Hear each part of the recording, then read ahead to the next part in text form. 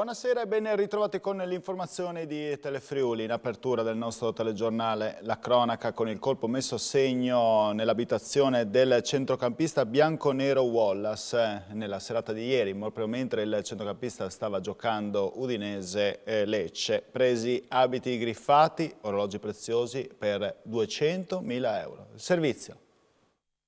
Rientro a casa amaro per il centrocampista dell'Udinese Wallace. Ieri sera, mentre era in campo contro il Lecce allo Stadio Friuli, ladri si sono introdotti nella sua villetta a Pasian di Prato. Secondo una prima ricostruzione, i malviventi hanno forzato la porta d'ingresso e una volta entrati nella casa del calciatore brasiliano hanno portato via diversi orologi di valore, gioielli e abiti griffati. Il valore del bottino si aggira attorno ai 200.000 euro. Sul caso, indagini sono in corso da parte dei carabinieri del nucleo operativo e radiomobile della compagnia di Udine, che stanno cercando di acquisire immagini di videosorveglianza anche in paese che possano aiutare nella ricerca e nell'identificazione dei malviventi. I ladri, infatti, dopo aver messo a segno il colpo, sono fuggiti con la refurtiva. Decisamente non un periodo fortunato per il brasiliano, coinvolto lo scorso 11 ottobre in uno spaventoso incidente d'auto in Viale Venezia a Udine. La macchina distrutta è andata a fuoco, lui miracolosamente era riuscito a salvarsi. Ancora cronaca, un ragazzo di 19 anni, originario del Pakistan, è stato arrestato dagli agenti di una volante della questura di Udine per detenzione ai fini di spaccio di sostanze stupefacenti. Secondo una ricostruzione, mentre i poliziotti si avvicinavano per un controllo nell'area verde di via Ramandolo, il ragazzo è fuggito a piedi. Il 19enne, trovandosi poi senza via d'uscita, si è lanciato da un'altezza di circa 4 metri all'interno di un sottostante area box in via Forni di Sotto, dove, dopo aver gettato 2 involucri di cellophane, è caduto rovinosamente a terra. Bloccato poi dai poliziotti. Gli agenti hanno appurato che all'interno dei 2 involucri gettati erano contenute 16 confezioni di cocaina per un peso di 36,1 grammi. Nell'appartamento del giovane sono stati poi rinvenuti un bilancino di precisione, contanti per 2.900 euro, probabile provento di precedenti cessioni. Il giovane è stato arrestato. Ancora cronaca con una notizia dell'ultima ora, c'è una scomparsa di una persona anziana di circa 80 anni, siamo nel territorio comunale di Chions, è stato anche allestita una base operativa proprio in questi minuti di fronte alla chiesa di San Giorgio per la ricerca di questa persona scomparsa, è stato attivato quindi il piano provinciale per la ricerca delle persone scomparse coordinato dalla prefettura. Voltiamo pagina. Con un fondo di circa 4 milioni di euro Udine recupererà Villa Toppani e la farà diventare la nuova casa della cultura friulana. I fondi del POR FESR serviranno anche a digitalizzare i musei. Oggi la conferenza stampa. Sorgerà a Udine la Casa della Cultura friulana. La sede sarà Villa Toppani, che verrà recuperata grazie ai fondi del POR FESR messi a disposizione dalla Regione alle aree urbane. Abbiamo individuato un focus specifico che riguarda le autorità urbane, cui abbiamo destinato in questa prima fase 16 milioni di euro per ciascun capoluogo delle ex province. Udine ha una progettualità importante che centra, anzi 2 progettualità importanti che centrano perfettamente i temi chiave della programmazione europea. L'annuncio del recupero dell'edificio durante la conferenza stampa. La realizzazione di questo nuovo polo museale consentirà di promuovere e valorizzare nel cuore della capitale storica e culturale del Friuli proprio il friulano. Riteniamo che una minoranza importante come quella friulana abbia necessità di avere un luogo in cui i turisti, ma anche gli stessi friulani, possano ritrovare gli elementi della loro identità. Quindi grazie alla Regione per questo contributo importantissimo per recuperare tra l'altro un immobile che ha bisogno di recupero. Nei 4 milioni destinati a Udine rientreranno anche la digitalizzazione dei musei. E a questo aggiungiamo anche gli ulteriori progetti in ambito culturale per la digitalizzazione che varrà il coinvolgimento di tutte le realtà museali della città e sulle quali appunto siamo assolutamente convinti che Udine continui ad investire con grande capacità dinamica verso le nuove sfide digitali e non solo. Sempre con Udine, parlando però di politica, ieri sera si è riunito in assemblea per far quadrato il PD e costruire anche le future alleanze. Obiettivo riconquistare Palazzo d'Aronco, sui candidati è ancora presto per decidere, si cerca di formare il cosiddetto campo largo, afferma il segretario Martinez. Sentiamolo. Si tratta di concludere un primo ciclo di incontri che è iniziato con la nostra direzione, che è continuato con gli incontri nei circoli. Adesso l'Assemblea è questo organismo che cerca di iniziare a fare una sintesi per cominciare appunto a tirare le prime fila su questo passaggio che è figlio, diciamo in qualche modo, del risultato del 25 settembre. Il lavoro è questo, no? Di cercare di trovare una coalizione il più ampia possibile, che ovviamente abbia un punto di vista condiviso, che si presenti al primo turno già in grado di essere competitivo. I numeri ci sono, anche le ultime elezioni nazionali hanno segnato un'attenzione nei confronti delle forze di opposizione alla destra Udine molto rilevante, per cui noi abbiamo tutti insieme la responsabilità di offrire un'alternativa vera. Il nome è evidentemente conseguenza di una coalizione, questo diciamo, è il mandato che ci siamo dati, quindi insomma dal momento in cui sarà chiarito, almeno in gran parte, questa possibilità di avere una coalizione vincente e convincente, evidentemente a quel punto bisognerà fare la sintesi anche su quale nome e quale squadra potrà portare avanti insieme questa avventura. La pagina della sanità con il Covid, oggi in Friuli Venezia Giulia su un totale di 4.380 test e tamponi sono state riscontrate 867 positività. Le persone ricoverate in terapia intensiva sono 4, i pazienti ospedalizzati in altri reparti sono 215, si registrano decessi di 8 persone, di cui 2 a Udine, 2 a Gorizia e 4 a Pordenone. Un macchinario donato dalla Danieli di Butri all'ospedale di Udine consentirà di dare risposte immediate alle analisi sulla leucemia acuta, a poterne beneficiare la clinica ematologica. Vediamo. Un sequenziometro di ultima generazione per diagnosticare le leucemie acute. Eccolo il macchinario donato dalla Danieli alla clinica ematologica di Udine. La foto lo immortala insieme alla ricercatrice che si dedicherà alle analisi puntuali.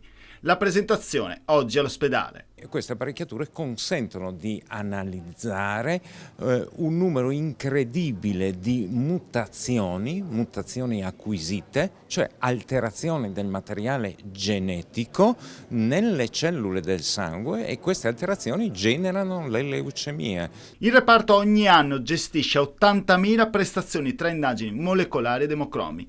Con gli ultimi 4 concorsi, frutto di donazioni di privati, è stato possibile creare un team di laureati, in gran parte donne, in grado di dare risposte immediate ai pazienti. Siamo soddisfatti di averlo fatto. L'obiettivo di valorizzare la professionalità, il merito dei docenti e soprattutto di motivare e dare esperienze concrete agli studenti.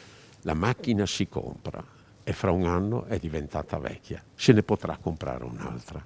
La cultura, la mentalità e l'attitudine si costruisce, e questo è molto più difficile, ed è su questo che dobbiamo impegnarci di più. Fondamentale la collaborazione tra istituzioni. È un'idea di condivisione, di chi ha di più, che può pensare anche ad altri, ma soprattutto è la presa di coscienza, la consapevolezza che si può dare un contributo importante allo sviluppo di ambiti che sono fondamentali per la salute delle persone.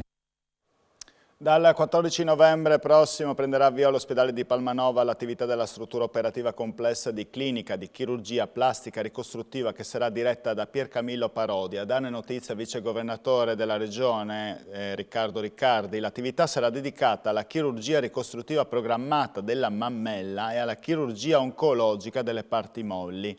Si articolerà prevedendo il percorso di presa in carico ambulatoriale, la valutazione pre- o post-operatoria, riferisce Riccardi, e l'intervento chirurgico in regime di ricovero ordinario più di day surgery.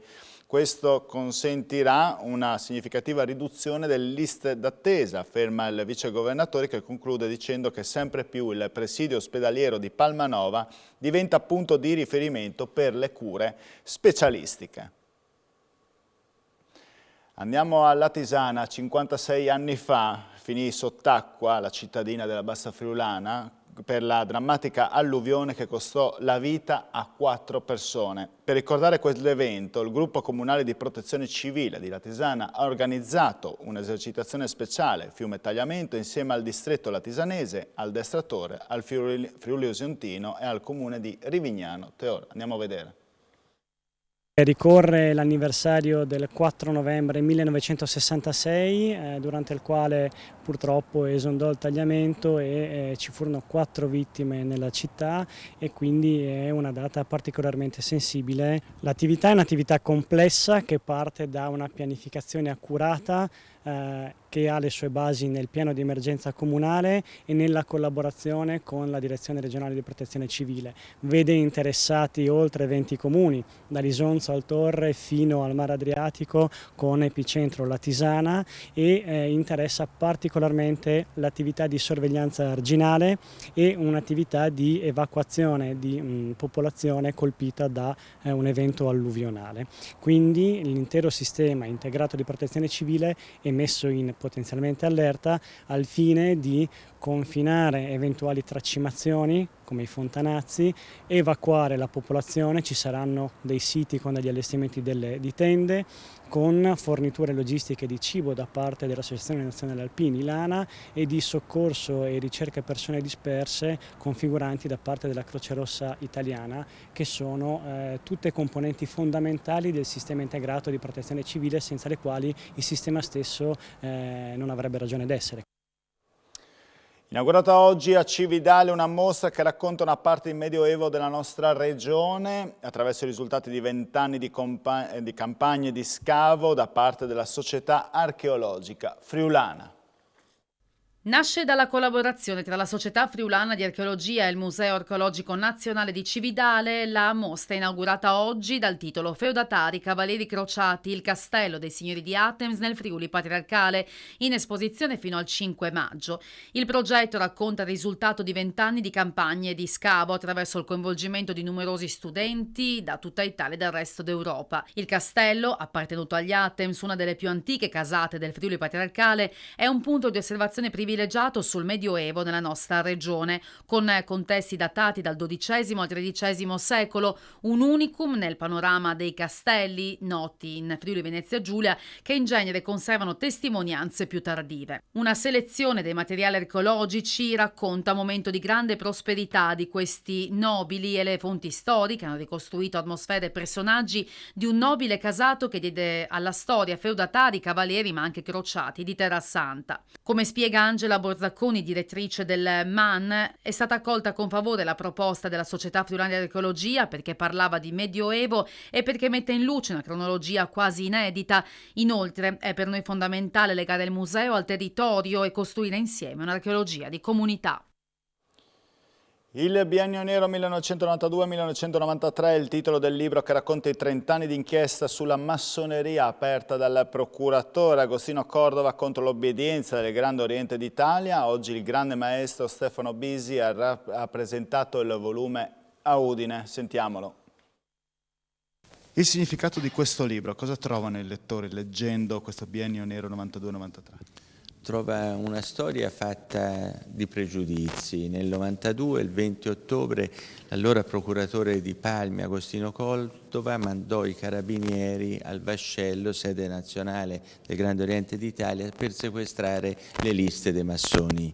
Liste che poi sono state pubblicate creando molti danni ad alcuni fratelli lì presenti. Il 5 novembre del 2021 è stata archiviata la querela per diffamazione fatta nei confronti del Grande Oriente d'Italia da Agostino Cordova. Rimangono le cicatrici che ci ricordano la ferita, chi ce l'ha procurata, ma soprattutto ci ricordano che siamo stati capaci di ricucire quella ferita, quindi vuol dire che siamo forti.